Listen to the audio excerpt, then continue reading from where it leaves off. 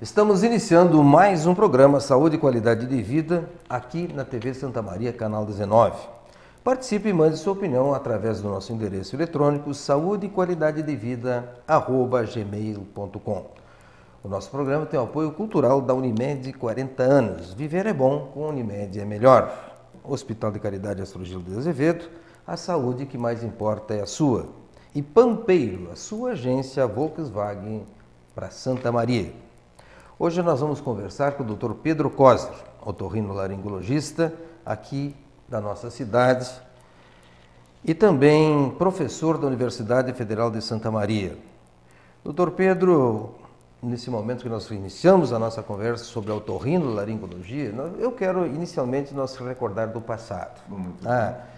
Recordar o que representou para Santa Maria aqueles antigos otorrinos que fizeram história na nossa cidade, fizeram história no estado do Rio Grande do Sul, mas também fizeram história no próprio país, como o Dr. Reinaldo Koser. Dr. Reinaldo Koser, pai do Pedro, pai do Chico, pai da Virgínia. São três irmãos médicos, 2 otorrinos e a Virgínia, que é responsável por uma ciência nova dentro da cidade de Santa Maria. O Dr. Reinaldo Koser teve uma participação brilhante na otorrinolaringologia do nosso país, com cirurgias do ouvido interno, do ouvido externo e principalmente da orelha média. As primeiras cirurgias realizadas aqui no nosso estado foram feitas aqui em Santa Maria pelo Dr. Reinaldo Koser. Isso é importante, resgatar o passado de Santa Maria e resgatar o passado para aprender aquilo que nós queremos no futuro. Tá certo. Pedro, Dr. Gilmore, Dr. Rossi, Dr. Camilotti, Dr. Seligman, Dr. Mina Barreto, foram pessoas que fizeram história. Você conviveu mais com eles por ser aqui de Santa Maria e participar da Clínica Santa Luzia que teu pai exercia atividade. Conta um pouquinho dessa história para os nossos santamarienses. Obrigado pelo convite de poder participar aqui desse bate-papo. E realmente eu acho que quem esquece a sua história, né, é uma pessoa fora do seu contexto, exatamente. E é muito bom ter a oportunidade de falar sobre isso, né? Nós, em Santa Maria, podemos dizer que somos privilegiados, né, nessa área da otorrinolaringologia, porque o Dr. Mina Barreto, eu não sei que ano que ele veio para cá, mas seguramente nos anos 40 ele já atuava aqui. E ele fazia um procedimento sobre o ouvido apenas com uma iluminação, uma luz frontal e provavelmente refletida, né? Aquela que a lâmpada tinha e refletia no espelho frontal. Assim, não eram as frontais de hoje. As de hoje, que tem uma lâmpada, Xenon, não sei o que, nada disso. E ele com um martelinho e um formão, né? Ele abria a mastoide, naqueles casos de mastoidite aguda, e que a pessoa morreria, não fosse a sua habilidade, uma vez que mexer ali significa deixar a pessoa surda, com a cara torta, enfim, uma série de complicações, meningites, enfim. E depois, nos anos 50, né, foi desenvolvida a cirurgia com microscópio, né? E aí as coisas mudaram, porque além de salvar vidas, a cirurgia passou a ter um caráter funcional, de curar a surdez. Isso na época era uma coisa fantástica, inimaginável, né? E o meu pai, Reinaldo Koser, que bem comentaste, ele ouviu falar que existia esse tipo de cirurgia. E foi atrás. Isso é importante. Porque na época não tinha residência, essas coisas, ninguém fazia aqui no Brasil.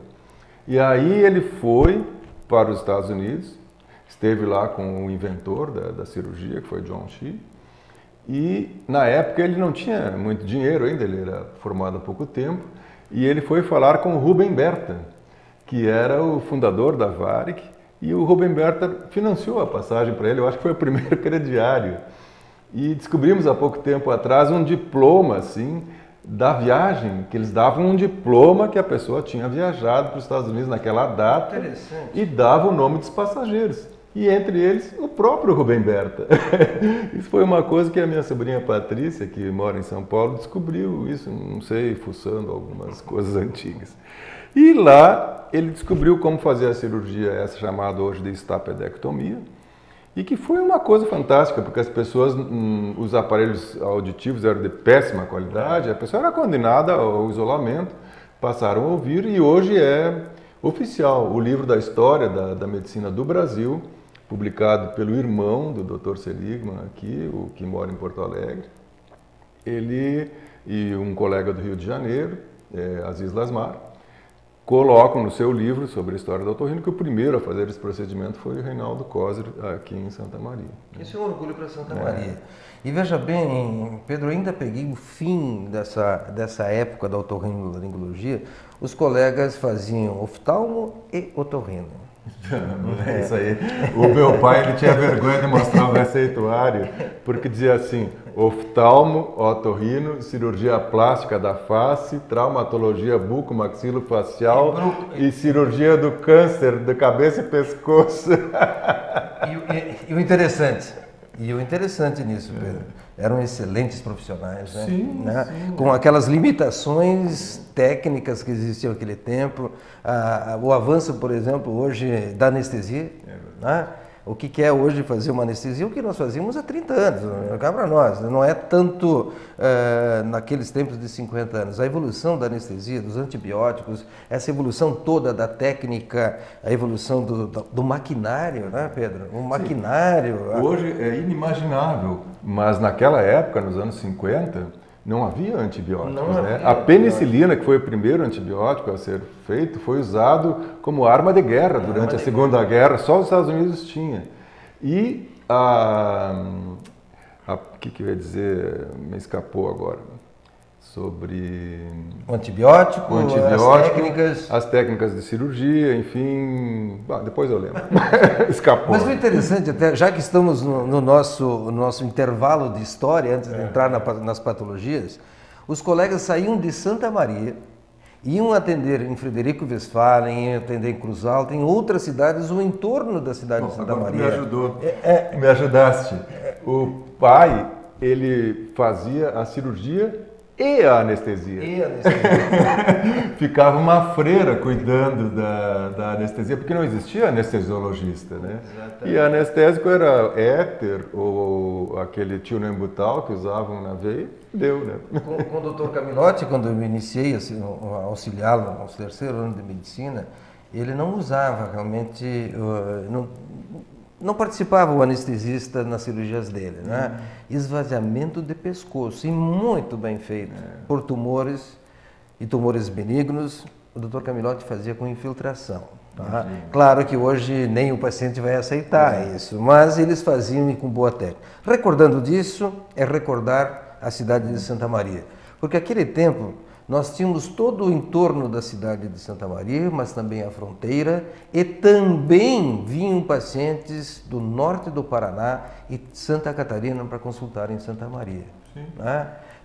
Eles pegavam o trem lá em Erechim e vinham a Santa Maria para consultar com o Dr. Gil Moura, Dr. Rossi, Dr. Camilotti e Dr. Reinaldo Coser. Interessante isso, né? Interessante a difusão da técnica. Hoje nós temos colegas otorrinos e muito bons ao entorno de Santa Maria, em cidades pequenas, que fazem aquilo que nós fizemos aqui em Santa Maria. Pedro, nós vamos começar a falar em patologias, né? Vamos dar a nosso recado, principalmente para os nossos telespectadores. Estamos chegando quase ao fim do verão, mas nessa época ainda ocorre nos nossos consultórios, são as otites externas. Isso pode ter certeza, nem o paciente gosta de ter, e por certos otorrinos também não tem primazia nesta patologia em tratar, porque dói, é demorado, curativos, várias vezes o paciente vai no teu consultório. Por que ocorrem tantas otites externas e que são as patologias principais e quais são os patógenos que fazem ocorrer na nossa região aqui de Santa Maria? Eu entendo assim que a otite externa, muito comum no verão, é em função da entrada de água no ouvido, né? Que a pessoa toma banho de piscina, até eu acho que o próprio banho de chuveiro ou o suor excessivo, às vezes, Essa umidade, então, muitas vezes, junta com um pouco de cerumen que a pessoa tem em excesso, bloqueia o ouvido e cria um fator predisponente assim, para a infecção bacteriana ou fungo, que seja ali, que cresce sobre a pele, né? E causando muito desconforto, dor, sensação do ouvido tapado, parece que a voz sai pelo ouvido. E acontece bem na época que a pessoa pode tomar banho de piscina, né? Então, uma das primeiras coisas que se recomenda é que a pessoa fique uma semana sem entrar na água, né? É muito chato. Então, o que a gente recomenda, assim, é que a pessoa observe se entrar água no ouvido e não sair, né? Que procure logo o atendimento para a remoção daquilo ali, ou pode experimentar colocar uma gotinha de álcool, que aí misturando com a água, se não tiver cera e outras coisas junto, aquilo às vezes a gota se desmancha e sai. A pessoa não tendo história de perfuração timpânica pode colocar o álcool ali sem maiores inconvenientes. Porque você está colocando já as questões mais simples da otorrinolaringologia. Nós vamos iniciar nas questões mais simples e depois vamos avançar nas patologias mais importantes da orelha. Você fala em cerumen. E cerumen, por incrível que pareça, nós também temos que explicar para os nossos telespectadores. Cerumen. Cerumen, às vezes eu tenho dificuldade de explicar que é normal ter cerumen, que não ter é uma doença, né? A falta dele é tão ruim quanto o seu excesso, né? Então, essa manipulação com cotonetes ou qualquer tipo de grampinho, chave, não sei o que, para tirar a cera, né? É um procedimento que nós não recomendamos, a não ser a remoção da parte que já está saindo por si, que o ouvido tem esse mecanismo de auto-limpeza, né? Que quando falha, aí tem que procurar auxílio, né, médico para a remoção do cerume. E às vezes não é tão fácil assim a extração do cerume, por isso que o Pedro indica algumas gotas otológicas para fazer ele ficar mole para depois fazer a extração de cerume. Exatamente. E aqueles cones que se colocam por aí, tu acredita que aquilo resolve a cera? Eu recebi já na minha vida umas 100 vezes ou mais essa pergunta e eu nunca soube dar uma resposta assim científica para o caso. Não tem como dar. Porque eu nunca vi fazerem, né? Eu já vi. Já viu? Eu já vi. E aí? Eu já vi, é muito interessante. Só que se tem a cera, e é pouca cera, realmente aquela cera do cone, aquela cera que é derretida do cone, gruda na cera e consegue tirar. Quando for cera em demasia, pelo contrário, vai ficar cera da cera colocada no cone, que é pior ainda. E o que é mais triste é porque infelizmente não faça isso, tá? Isso eu posso dizer aos nossos telespectadores, não usem essa técnica, a não ser que alguém da área da saúde tenha o conhecimento de exercê-la. Porque pode ter uma perfuração timpânica e aí poderá dar lesões e lesões muito graves na orelha. Perfuração de tímpano. Bom, a perfuração do tímpano é uma coisa assim que tem uma conotação gravíssima, né?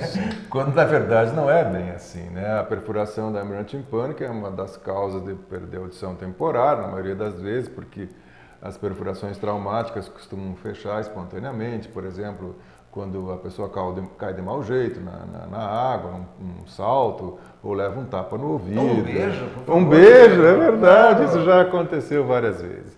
Então aquilo não é uma coisa tão grave. O tímpano é a parte que é possível a sua reconstituição espontânea ou por procedimentos cirúrgicos, né? Então é um problema menor, assim, dentro dos problemas que causam surdez. Mas antigamente, porque hoje não se faz isso, raramente é feito, as paracenteses, né? Nós tínhamos por hábito, os otorrinos, aprendemos isso nos bancos escolares ainda, quando a criança tinha uma otite média, que era muito mais comum do que agora, muito mais comum do que agora, porque não sei se as crianças estão de um outro otorrino, mas comigo não vão.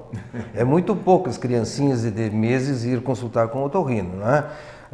As otites médias na infância, se não tratadas, terminam havendo perfuração e dando problemas maiores. A paracentese tu ainda faz no consultório?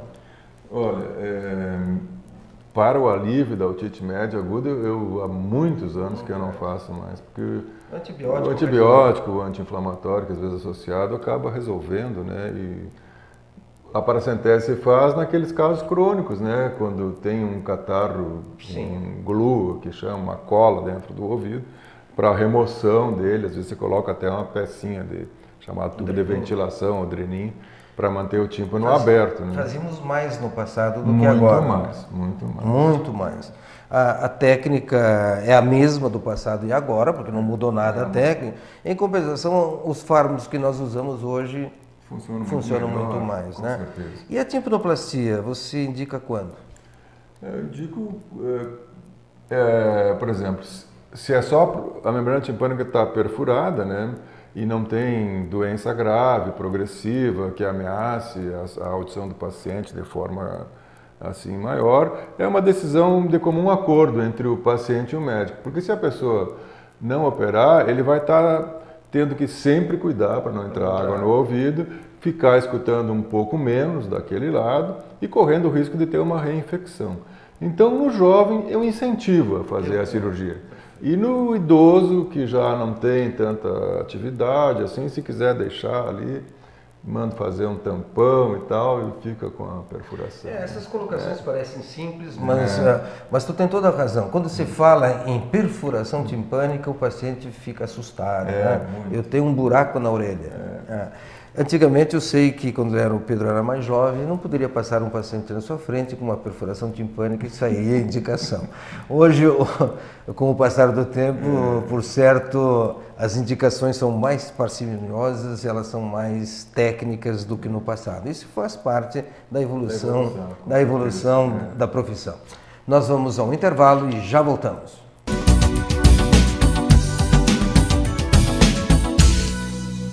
Na hora de escolher um carro, vale a pena escolher primeiro onde comprar. Vale a pena escolher a Pampeiro. Vale a pena, porque na Pampeiro você encontra a mais completa linha de automóveis do Brasil. E depois da compra, você sempre pode contar com a qualidade de serviços da assistência técnica Pampeiro. Por tudo isso, vale a pena escolher um Volkswagen na Pampeiro. Venha e escolha o seu. Vale a pena.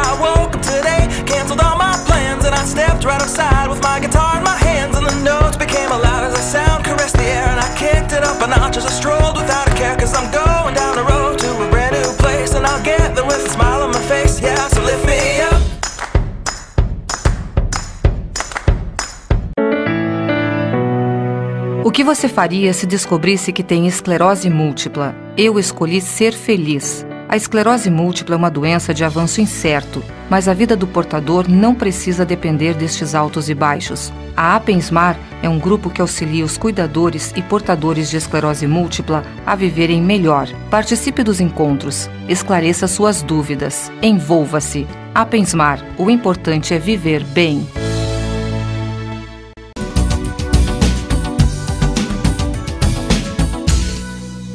Voltamos com o nosso programa Saúde e Qualidade de Vida aqui na TV Santa Maria, canal 19. Um oferecimento da Unimed Santa Maria, 40 anos. Viver é bom, com Unimed é melhor. Hospital de Caridade, Astrogildo de Azevedo, a saúde que mais importa é a sua. E Pampeiro, sua agência Volkswagen Santa Maria. Hoje conversando com o Dr. Pedro Kozer, otorrinolaringologista. Dr. Pedro, nós falamos em otite externas. E agora vamos à otite média. Nós falamos em perfuração timpânica, as principais patologias da orelha média. E aí nós temos patologias graves e outras patologias não tão graves, mas que levam à surdez. Vamos falar sobre otosclerose. Essa era onde que teu pai realmente se dedicou à sua vida, né? A otosclerose é uma doença geneticamente determinada, costuma afetar mais as mulheres que os homens, começa na segunda década da vida e é progressiva, geralmente bilateral. Então, é uma mulher de 20 e poucos anos que começa a ficar surda, né? A primeira coisa, sempre pensa-se, a população pensa, otosclerose é uma doença do idoso. Não é uma doença do idoso, né? Ela começa antes.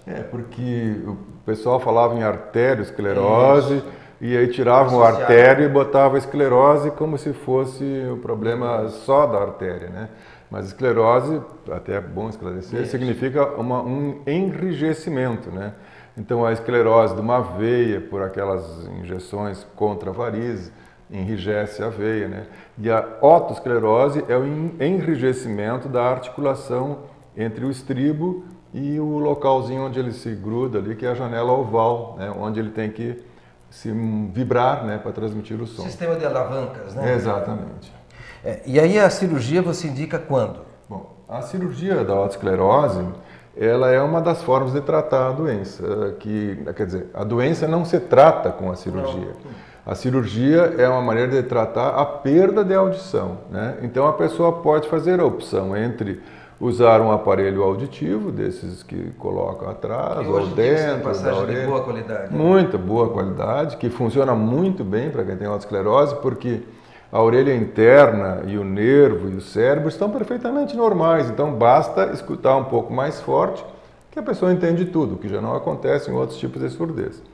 E pode optar em fazer o procedimento cirúrgico em que se substitui a parte superior do estribo por uma prótese metálica. Hoje a gente está usando o titânio, né? Já se usou o téflon, platina, vários materiais, e o que a gente dispõe hoje é o titânio.